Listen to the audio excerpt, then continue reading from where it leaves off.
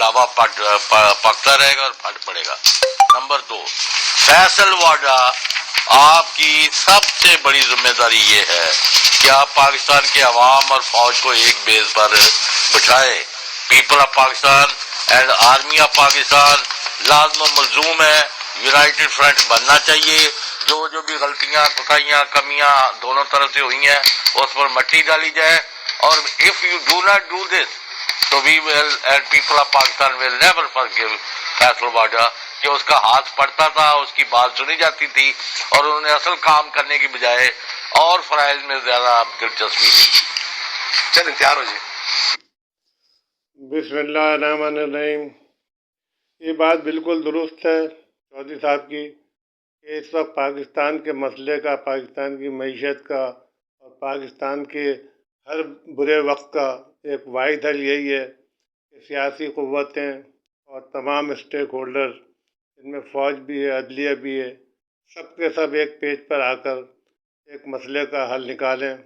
और मसले का हल यही हो सकता है कि हमें मईशत को किस तरह ठीक करना है और आवाम के लिए हम क्या बेहतर काम कर सकते हैं। तो एक अच्छा मसले का हल ये हो सकता है कि इमरान खान एक अनाउंसमेंट कर दें कि हमारी किसी से कोई दुश्मनी नहीं, हम इक़्तिदार में आके किसी से कोई इंतकाम नहीं लेंगे, लेकिन वो लोग जिन्होंने करप्शन किए उनका हम खुली अदालतों में स्पेशल कोर्ट बना के ट्रायल करेंगे और सिर्फ मुजरिम को सज़ा दी जाएगी, किसी के साथ कोई इंतकाम नहीं लिया जाएगा। दूसरी चीज़ ये है कि ये भी ऐलान कर दिया जाए कि आसिम मुनीर साहब अपनी मुद्दत मुलाजमत पूरी मुकम्मल करके बहुत शानदार तरीके से, बाइज़्ज़त तरीके से अपने रुखसत होंगे और हमारा किसी भी इदारे के साथ कोई टकराव नहीं है, ना अदलिया के साथ, ना ही फ़ौज के साथ।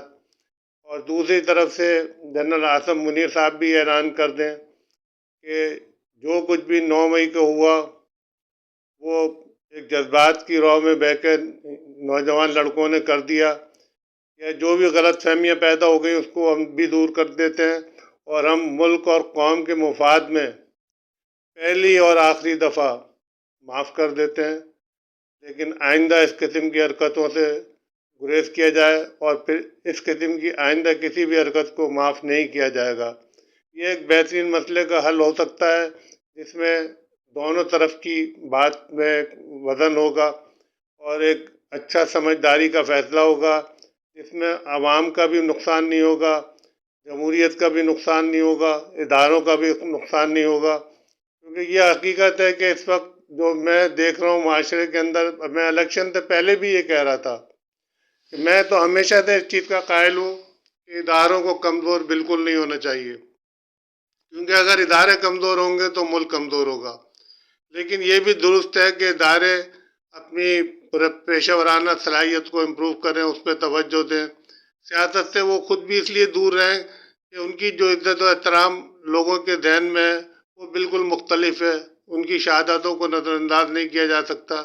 उनके बच्चे, फैमिलियाँ जो कि शहीद होते हैं वो भी बड़े कर्ब से गुजरते हैं। तो इन चीज़ों का भी ख्याल रखना चाहिए और कोशिश करना चाहिए कि कभी भी इदारों के दरमियान टकराव पैदा ना हो। हर उस पॉलिसी से, हर उस बात से गुरेज करना चाहिए जो इदारों के दरमियान और अवाम के दरमियान गलतफहमी पैदा करे, क्योंकि इदारों की अपनी कुर्बानियाँ हैं और वो बहुत अहम है, इससे किसी को भी इनकार नहीं करना चाहिए।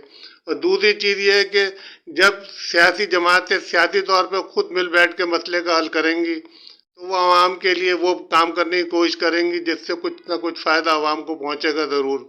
और उसका नतीजा ये होगा कि मुकाबला जो है वो कामों में शुरू हो जाएगा, क्योंकि अभी तक तो देखने में यही आया है कि हमारी सियासत के अंदर जिस तरह के मैनेजमेंट की जाती है, जिस तरह से लोगों को सियासत में सीटें मिलती हैं, वो आवाम के लिए बहुत तकलीफ दे होता है, क्योंकि वोट आदमी किसी को डाल रहा है, वोट किसी और को पड़ रहा है। ये भी नहीं होना चाहिए, क्योंकि आवाम अपनी सोच के मुताबिक, अपनी मर्ज़ी के मुताबिक अपने कैंडिडेट को मोहल्ले में होते हुए उसको अच्छी तरह से पहचानते हैं, समझते हैं कि वो किसको वोट देना चाहते हैं। और वोट देने का मतलब ही ये होता है कि जो जज हैं, जो अवाम जज हैं इस इलेक्शन के अंदर, वो अपनी एक सोच, एक अंदाजे के मुताबिक इंसान को जज करते हैं और उसके मुताबिक वोट देते हैं। لیکن اگر اس کا ووٹ دینا دایا جائے، اس کا ووٹ اس جگہ نہ پڑے جس طرح وہ جو ووٹ دے رہا ہے، تو پھر یقیناً ملک میں افراتفری پیدا ہوگی، معیشت بھی کمزور ہوگی، ملک کے حالات بھی خراب ہوں گے۔